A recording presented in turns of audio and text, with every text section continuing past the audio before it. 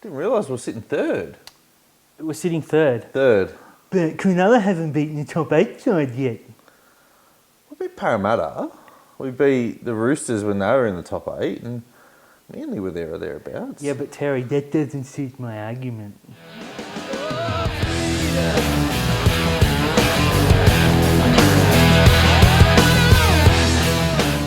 Hey all, welcome back to another episode of Rugby League Outlaws, brought to you by our good friends at Top Sport. Fingers crossed the camera works this week. Yeah, we can only hope. Before we get into the rugby league, I just want to give a shout out to a good friend of the show, Luke. Having a tough week. We love you, mate. Yep.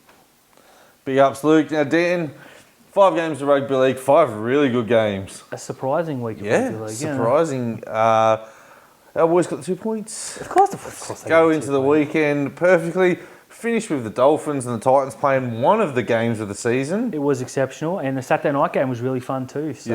Yeah. I think they were all really good. No, blowout here and there. Who cares? It's Rugby League. Yeah, exactly right. But let's talk about the big news that's making headways now. As if Origin isn't already annoying enough as it is, ruining the competition, they now want to send it to New Zealand. Now, this happened in Super League.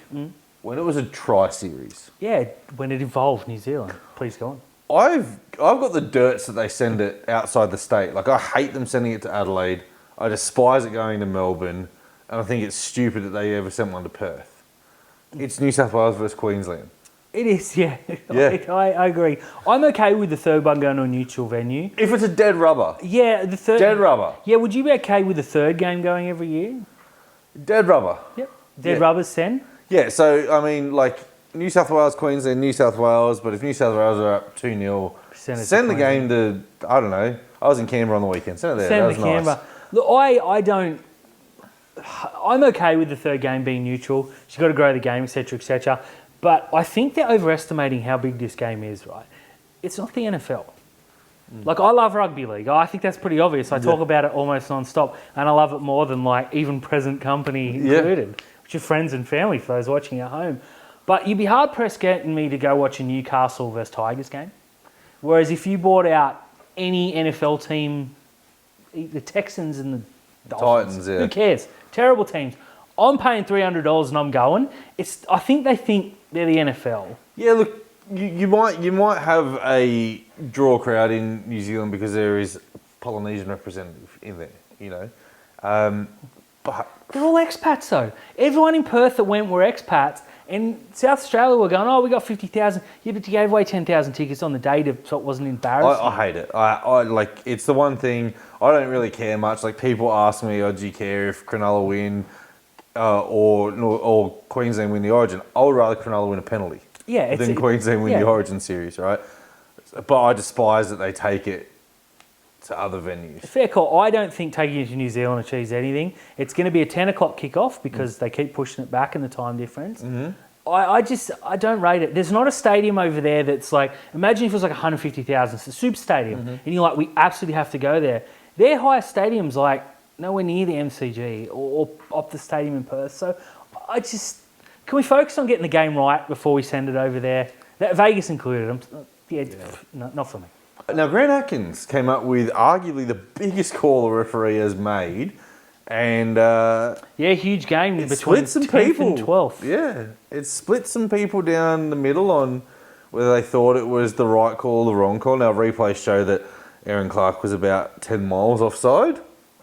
But as you pointed out as well, when Tanner Boyd kicked his field goal, somebody was offside. The reason why that penalty wasn't called is because the field goal actually went over. Grant Atkins explained that he can't give the infringement because the field goal went over. And this field goal missed. See, I think right there is dumb. Because if you miss, you get the kick right in front and you win. It doesn't go to golden point. But we'll leave that sucker going all night. Look, he was offside. I was joking earlier that he was offside. He was offside. But there were 5 of them in that set. There were 5 before full time. Okay, I get that he yelled, okay, Aaron, you're offside. But as I said, like, there's 18,000 people. You know that's going to happen. Everyone's up, everyone's screaming. You could have yelled, one of the hotties in Hollywood's got a nude photo out. I'm not turning around. There's 18,000 people yelling at you. You can't hear. Well, the other thing as well is Aaron Clark may have heard it, but he probably doesn't think Grant Atkins is going to make that call. fair enough. Because the referees don't make that call. Yeah, it was a ballsy call. It was a My great call. issue is that you can nitpick a penalty in every single set for offside. Mm-hmm. You tell me, we sit in the stands at Cronulla, there's always someone offside. Always. Every single tackle. So why you got to call that? Cronulla are never offside, though. Cronulla aren't. The opposition, I could clarify. But what I saw coming out straight after was people asked, would he make that decision in a grand final? Now, I was a smart ass that said no because he would never get a grand final. Mm-hmm. But would you be happy with the grand final decided by that sort of call? I go back to Cronulla Manly in 1978, I think, and there was a scrum infringement and the referee didn't give the penalty because he turned around to Steve Rogers and said, you don't want to win the grand final off that call. Guess I do. If something has happened like that, yeah, you got to buy that penalty. You have to buy the penalty. Now, if that was a tackle before and they didn't take the field goal, it's 6 again. Yeah. Right? And many would argue, well, if they're offside, you're giving 6 again, they just probably want the penalty. Yeah. So, yeah, I think, and for that there, Grant Atkins should get the grand final because I don't think Ashley Klein makes that call. Jared Sutton probably makes that call and cries. I don't know. Yeah, give him... I'm all along. And I think now that people need to get around him because there are a whole heap of seething Titans fans, like all 6 of them, are having a meltdown on Twitter at the moment. Yeah, fair enough too. I think they've got every right. But Saturday night, the big one, Terry, sticking with the referees, we saw Tane Milne shoulder charge a bloke in the head. Now, not intentionally. Yeah, look, not intentional. No one's saying it was. But I just want to get off the chest. I thought it was a sin bin every day because comparable to 50 such instances, it's a sin bin every time.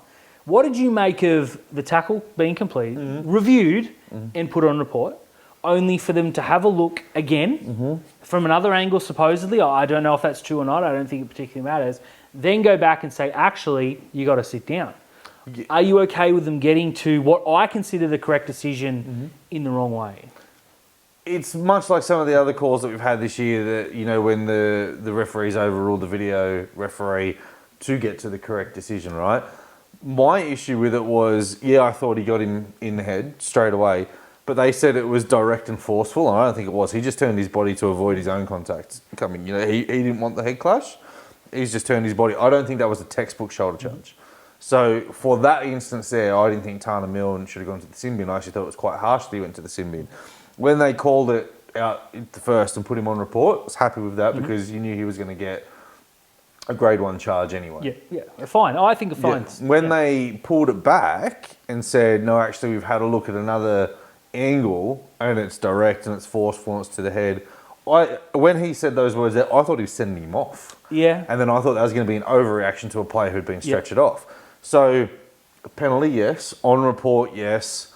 Sin bin, I live with it. Yep. He's been charged. He's been fined. The biggest thing for mine in all this is that Ryan Sutton's okay.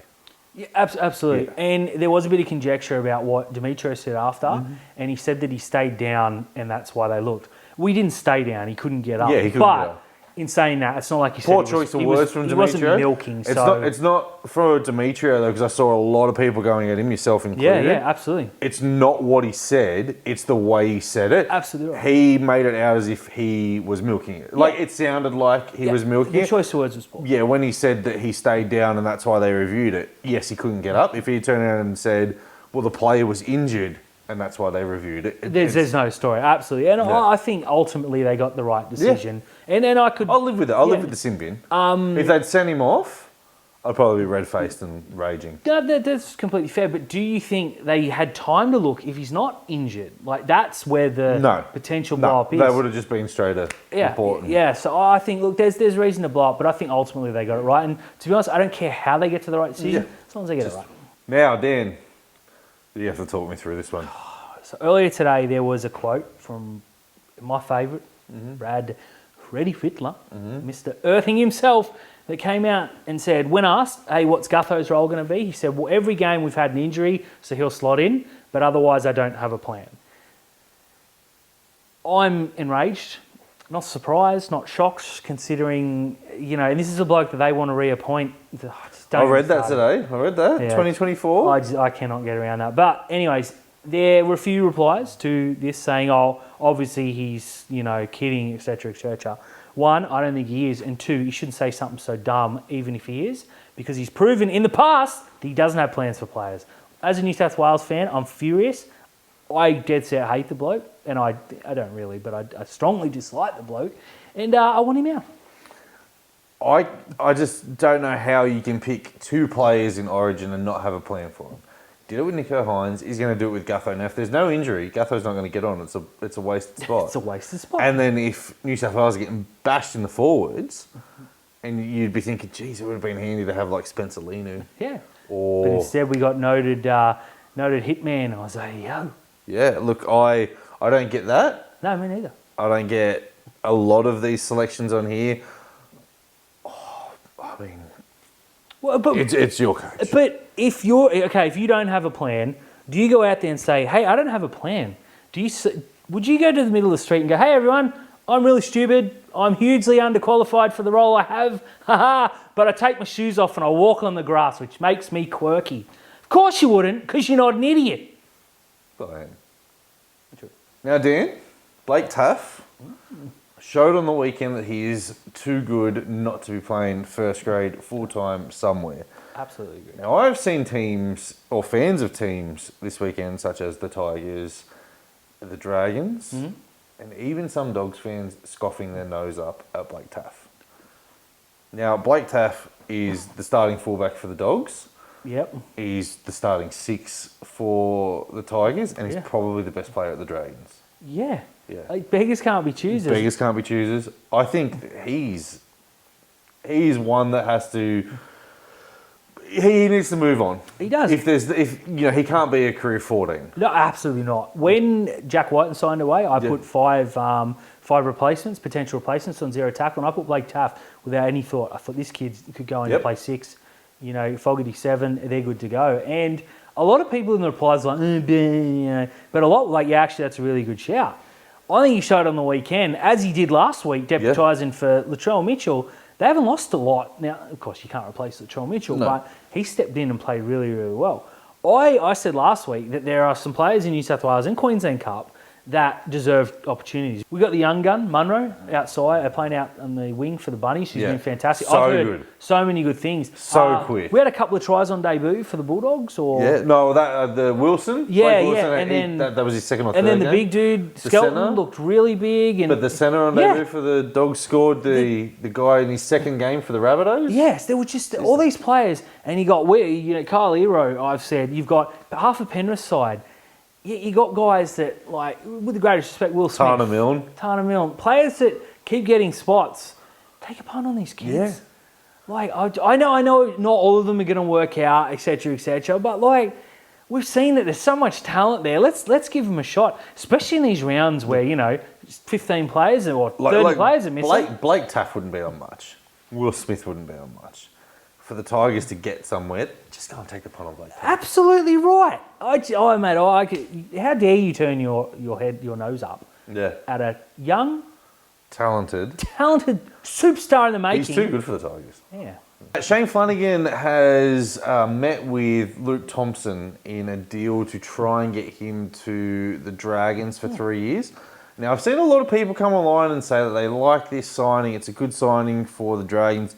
I actually think it's terrible. The guy can't stay on the field. Mm-hmm.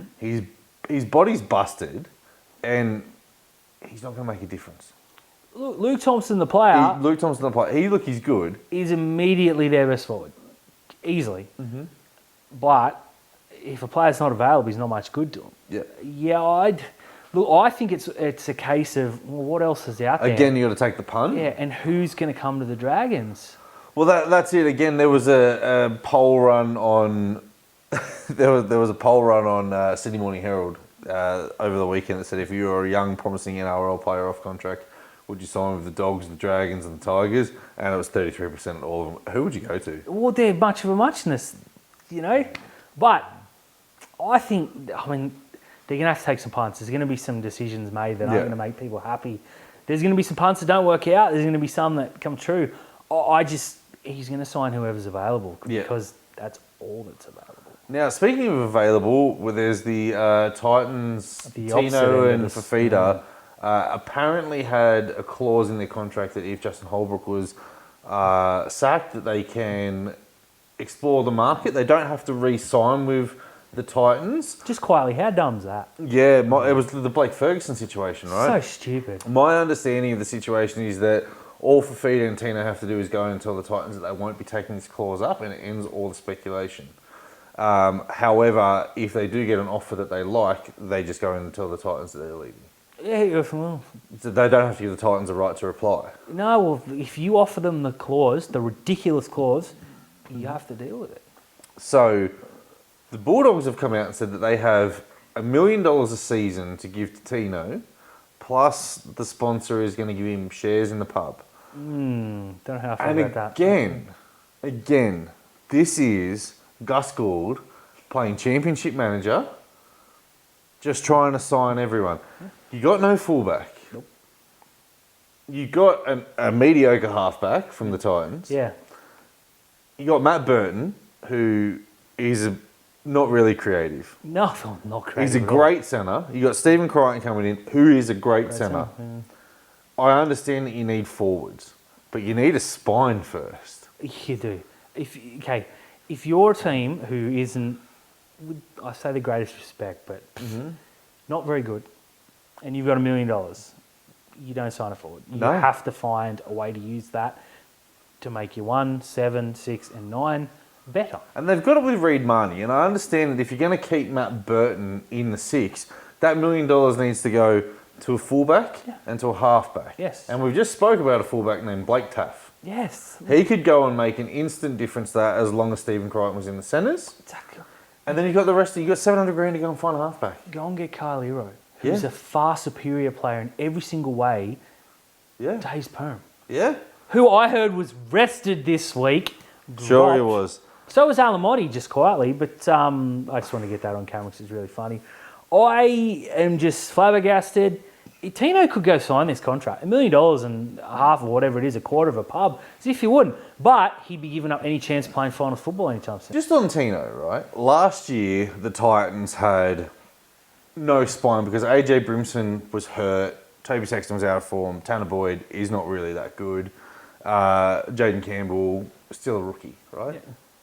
Tino led them to an incredible 6 wins and 13th on the ladder. Oh, well, that's what you want. That's what you're aiming for as a rugby league team. If you take him out of that Titans team and drop him in that Bulldogs team, he's probably going to lead you to 6th on the ladder because you haven't got the players around him. Yeah. Like, good forwards. You saw it, the Broncos last year. When they started waning and dropping off, Payne Haas was putting in man-of-the-match performances every week in a team that was losing by 20 points. You're going to get that with Tino. Well, there's a reason that prop forwards don't win Dally M's all that often.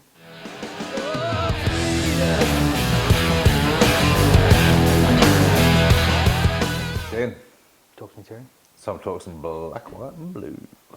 Yo, Bealty. What an indifferent evening Thursday night was. Yeah, look, it was. You go into the weekend on a high, and it's really odd to have played the Dogs, the Dragons, the Tigers, and increased our for and against by 124, and still just go, I feel there was so much more we can give. Are we getting greedy, or is that more where we're at shows that until we flog a top side, we're probably not justified where we actually are? It's not even flog a top side, right? It's like we play the Warriors this weekend over in New Zealand, and if we win that game 20-10, you probably turn around and go, well, cool, we've done enough in those games and we've beaten a good side here. But I think you just see like the Tigers get beat 74-0 and you just automatically think that Cronulla are going to do the same thing. Yeah. You see the Dogs get absolutely whitewashed and you think Cronulla are going to do the same thing, and they did. They did. And the Dragons as well, they copped a couple of hidings and you just expect Cronulla to do it. For mine, it's not the attack. It's the defence, right? And against those teams, we've conceded 38 points, and I think that's about 18 too many. Yeah, I agree with that. We were pretty... Now, look, I don't want to sound negative here because we won comfortably. Yep. There were no obvious injuries, and a player that we've been going on about had a great night out. So if you'd offered to me that out of context, you take it every time. Like, it doesn't matter if you win a grand final 1-0 or 60-10. You still As you win saw in the women's. Exactly right. So I'm not disappointed. I'm not trying to be negative here. But the tries we conceded were just disgusting. That's again some of the tries that we've conceded, and it's not the points; it's the way you concede them. The Ravalawa try, the Sloan try, the Tommy Talau try where Nico ran out and really he did nothing. He just ran. We didn't even get credit for a missed tackle because he made such little. If he'd put his hands out, it takes the intercept. Yeah, it was disappointing, but I mean overall. We won comfortably. I mean, Nico Hines was in a world of his own. I never felt, even when it was like 12-all, that we were ever in, because they played so well and we played so badly and we were still 12-0 up, 12-all rather at half-time. So I wasn't worried, and I thought the second half was very, very good. So I don't want to come across as negative. Of course, you can always do more. You can always do. And the other thing as well is if Nico didn't have an off night with his boot, you win that game 44-12. Yeah, and then you start. It's a little bit more. 5 tries to nil in the second half. Awesome. It was good. And as our mate Paul said, teams don't... If you get wiped 74-0, you're not going to do it the next week because there's an immediate bounce back because they're prideful professional footballers. Now, they're not great by any stretch, as you can see by their current results, but they are professional footballers. So you're not going to cop that every week. So you knew there would be a bounce back. We dealt with them fairly easy.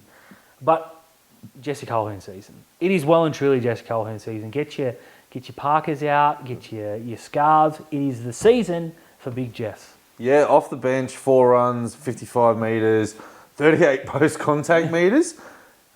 Are you telling me that spot there couldn't be instead of Wade Graham going forward? Oh, it needs to be that way instead of Wade Graham going forward. I thought Wade Graham was good. Yeah, he was great. But he got more minutes. Yeah, the role is what it is. Yeah, when we come back to full strength, those minutes are going to go to Wade Graham. Yeah. And unfortunately for Wade, those minutes are not beneficial for 34-year-old Wade Graham. They are beneficial for 22-year-old Jesse Colquhoun. They are. Now, you mentioned 33 post-contact metres. He made more post-contact metres than Wade did in 3 less runs or 4, whatever it was. Yeah. He didn't miss tackle. He made 8 from 8 or 10 from 10, whatever. And some people are like, he only made 40 metres. Yeah, from 3 runs. 55 or 4 runs. Yeah, so I mean, in terms of metres per run and post-contact metres per run, he couldn't have done anything more. No. And I was stoked because he's a big boy. Now, we saw last year, and probably the criticism was he's a bit slight. And maybe he was, but he spent the entire off-season in a moon boot and it just looks like he's been eating kangaroos and throwing kangaroos. He's so big. He stood next to Tom Hazelton, and I thought for the first time in a long time, we have 2 imposing young props. Yeah. How good is it to see? Yeah, it really is. I think he's definitely going to feature in more games. He's shown that he can hold up. We're 5 from 5 with Jesse as well. Yeah, he's never lost a game. Now, I would send him to New Zealand because 1, he deserves to be there, and 2, I really want to beat him after what they did to us last time. I think he is going to be there as well. I understand that Braden Hamlin-Uele isn't going to be right for it, neither is Royce Hunt. Welcome back to Tobias Rudolph, by the way. His first stint was great. His second stint was powerful. Exceptional, yeah. We started losing the ruck battle when he went off. Yeah, that makes sense. He's very good. I thought Tom was pretty good starting. It's a different role. His defence is you're starting to see it now. He got caught out really badly for that Sean Bloor. He did. His minutes, I mean, you're going to get that as you get young players. Yeah. So I'm willing to look past But again, that. it's learning. I'd rather Tom Hazelton get those minutes than 36-year-old Aaron Woods. Yeah, spot on. Now, he's missed a tackle, but I thought otherwise he was very good. And he did miss tackle. Let's not skip over that. But to get those minutes into these players in a game that we won comfortably is best case scenario stuff. But Jess Colquhoun, I saw some people going, who is this kid? And now they're like, okay, well, he has to play every game for the end of the season. And without skipping too far forward, Newtown missed him in the worst possible way. Yeah, and I've also seen people as well saying that Jack Williams offers nothing to this team and that I need to watch the game again. I watched it again. Yeah. Jack Williams is phenomenal. I thought he's been really good. He's 10 runs for 130 metres. What do you want from him? You can't do much more. Look, he gave away a 6 again or 2. He gave away a penalty. Yeah, which is going to happen. Forwards give away penalties. He gave away a penalty and he copped a 6 again where his arm was caught and the referee... I thought it was a harsh 6 again, but when you go back and watch it, the referee said 6 again. You didn't do anything to get off him. He just kind of laid there. Yeah. So if he'd tried to roll off of him and get his arm out, I think you run the risk of giving a pad. But I'm very much on Jack Williams' bandwagon. I just think that Jess Colquhoun's got to be there come hell or high water because he offers something that no one else does, and that's pure size and post-contact meters, which, isn't really a Cronulla thing over the last few years. I was super impressed. I was very, very happy. Based on his performance alone, 10 out of 10 stuff. Magic. You know what else is that? Sifa Talakai. Yeah, okay. Yes and no. What was he thinking? Tigers fans were into him all night. They were into him all night. You got to understand, they're yelling at him that he hasn't done anything apart from beat up on Morgan Harper. He's beat up on a lot of centres this year. Yeah, he has. And he scores the try, seals the game, tells those Tigers fans to be quiet, all 6 of them. Fine, I'm cool with it. Yeah, but, okay, Terry, you're a big dude, right? Mm-hmm. I'm cool with it. Yeah, say you're at the ball pit with the kids, and kids are going, I bet you I can dunk on you, Terry. And they can't dunk on you. Do you turn around and go, absolutely I do. Okay, well, fair enough. I take it back. If a kid tries to dunk on me, I'm pushing him in the air. That looked completely fair. Sifa did the right thing. He did. So 2 positives, but a negative. Huh? The Newtown Jets, for the second straight week, have found a way to lose to a despicably, horribly terrible side in the Wests. The commentators are calling it the upset of the season. I thought last week's loss was a worse upset, but it's right up there in the top 2. We were deplorably bad. 22-14 with 10 minutes to go. Yeah, when you messaged, I said, we're up by 8 and, a couple minutes to go. And then you sent me a message saying Jets lost. Yeah. Now, I understand that they scored a try, Braden Trindle kicked the ball out on the full and then missed the tackle for the try. Yeah, then they scored. And then we had a kick with 2 minutes to go and we didn't kick short. Decision-making was very, very dire. We didn't kick short? No, we didn't. We kicked long, and then they went 60 metres and kicked, and Connor Tracy knocked the ball on, and we never got a right reply. So it was a... Connor Tracy knocked the ball on. Yeah. Connor Tracy, who's meant to be better than all of our backline players. Yeah, look, I just want to go on record, and I dropped in the group chat that 3 weeks ago I said that Ero, Tracy and Trindle all had to play. I just want to apologise publicly because, they were so bad. Now, they'll bounce back this week and beat whoever they're playing by 100. So be it. They're playing the Warriors in New Zealand. Ooh, that'll be trouble. But all in all, good week. Fins up, Colquhoun season. Wasn't really a good week as well because the Jersey Flag team lost to Penrith. They are throwing away a season where they once sat second on 4 and against the Roosters. The only team that had beaten the Roosters at that time. The only team that had beaten the Roosters. Then they went and beat the Bulldogs. And now they're just hiding left, right and centre. I don't know if it's injuries. I don't know if they just don't care anymore. But you're talking about a team at the beginning of the season was talked about one of 3 teams that could win the comp.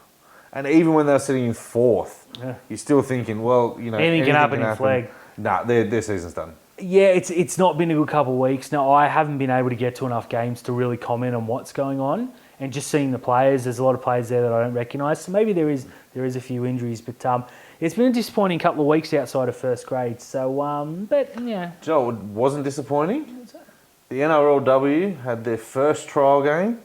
The Mighty Sharks took the Tigers apart 22 points to 0 in a game where all I saw on Twitter was Emma Tonegado. Jada Taylor. All I saw was how Preston. good Emma Tonegado looked at 6. So she played the first 40 minutes. Now, I did miss the first 5 minutes, so I was feeding the kids in the second half. And when I came back, Maddie Studden was on, and she's glorious in every way, shape, or form. They were excellent. They, a bit of drop ball. It's a trial. I mean, come on, you're going to get that. We defended exceptionally well. The Tigers are not one of the teams who are meant to threaten. I think we've shown enough that perhaps we can. Mm-hmm. Outside the top 2, I think we're the 3rd or 4th best team. Tonegado, though, she was. Are we getting ourselves excited for a finals campaign? That would be a success for me. Absolutely, a top 4 finish, absolutely, and I think we can finish top 4. Yeah. Perfect. Whether we can go on and win it from there, well, finals, who knows? Get your fins up. But Emma Tonegado.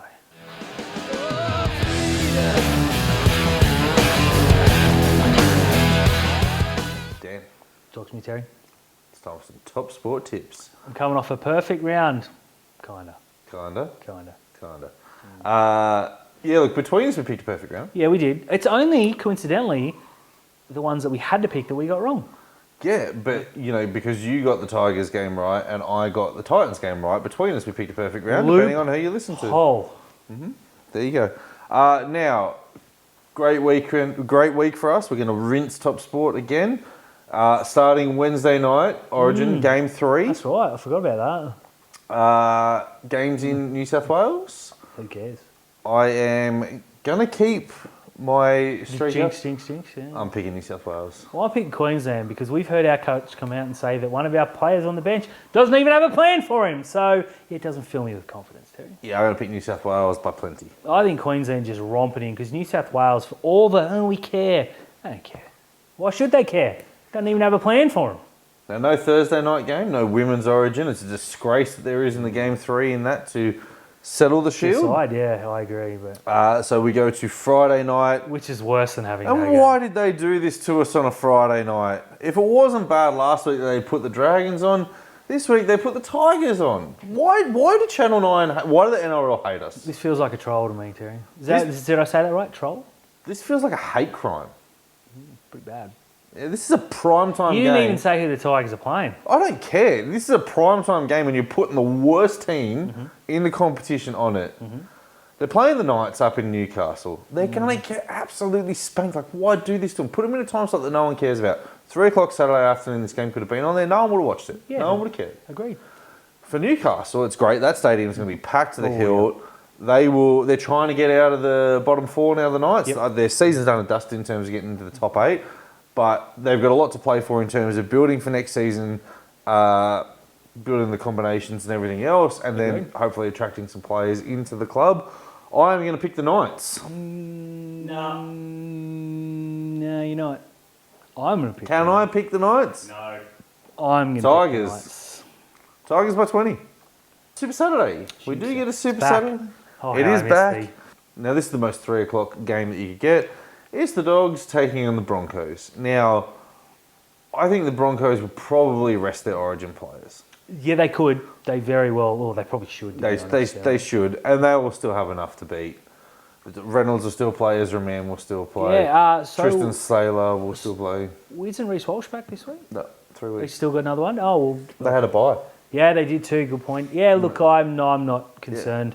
I don't think the Dogs can win 2 games in a row no matter who they play. I think the Broncos will not walk them. No, they do it. I think they win fairly easily. And I think the game will actually be an absolute blockbuster, Terry. Why? No, it's not. Cool. It's sarcasm. 5 o'clock at 4 Pine Stadium. Jeez, now this is a cracking game. The Eagles versus the Cowboys. Now, you've got to remember, this game last year, the Seagulls led for 79 minutes. Cherry Evans dropped the ball. Val Holmes picks it up, runs length to the field and scores to win the game. The Cowboys are in spectacular form. Beautiful. The Seagulls, I think they're playing for pride here. I'm going to pick Manly in the upset.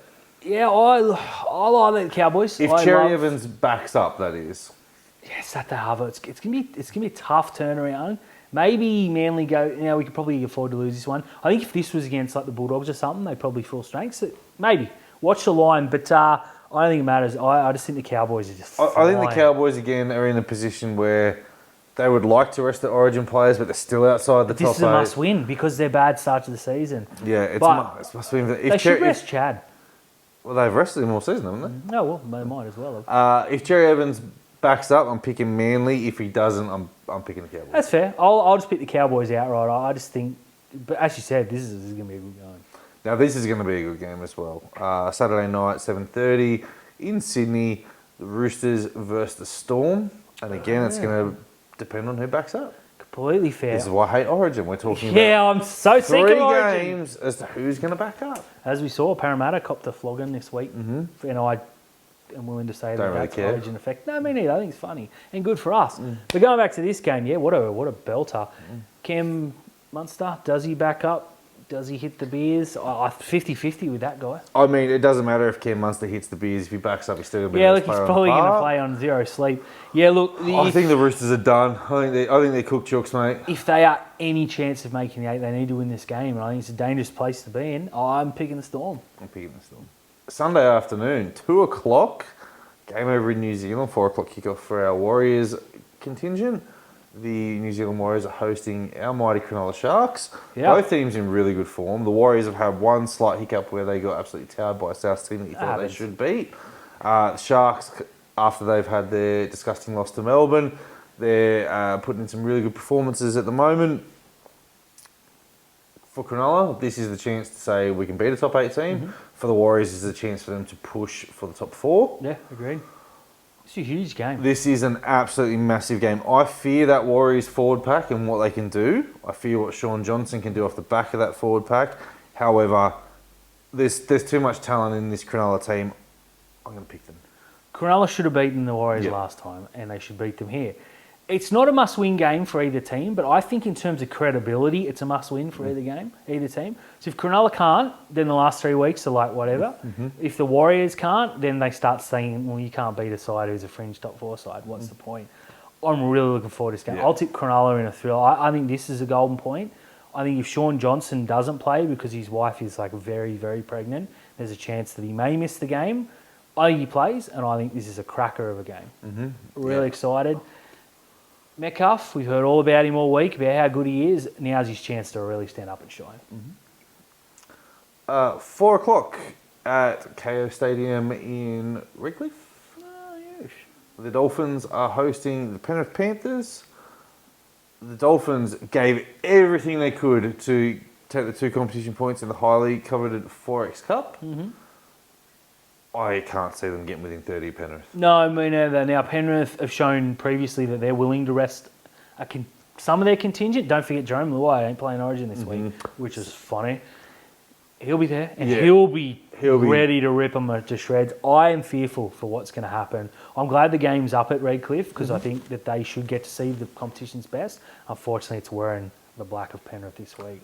I am going to give this scoreboard the start here. 16.5 head start. This could be frightening. Penrith are going to run it down. I hope they get close. I just cannot see any way this is competitive for more than 50 minutes. And to finish the round on Sunday night, we have the Parramatta Eels hosting the Gold Coast Titans. This is must win for both teams. Yeah. So I think all the Parramatta players, if they can, will back up. Oh, they'll have to back up. And I think if the Titans can, they will back up. Now, lucky it's a Sunday night game, plenty of time. I heard Parramatta against the Warriors saying, well, you know, in their run coming up, that Warriors game was the one that they could drop because of the Origin players. The Titans, even though they didn't have the Origin contingent, they had penciled in those 2 points against the Finns. So that hurt, those losses hurt both of them. The loss hurts the Titans because they didn't get the 2 points. That loss hurt Parramatta because they dropped 38 on their impressive for and against. Fully strengthed here, I am going to pick the Eels. I disagree. You have to. Well, yeah, I do. I do have to. So the Titans for me, but this What a Sunday, game. That's this Sunday afternoon is apart just, from the Finns Panthers. Even that'll be fun. This is wall-to-wall rugby league action. I think the Finns Panthers gives you the breather from what is going to be a cracking game beforehand and a lead up to a belter afterwards. Shit sandwich.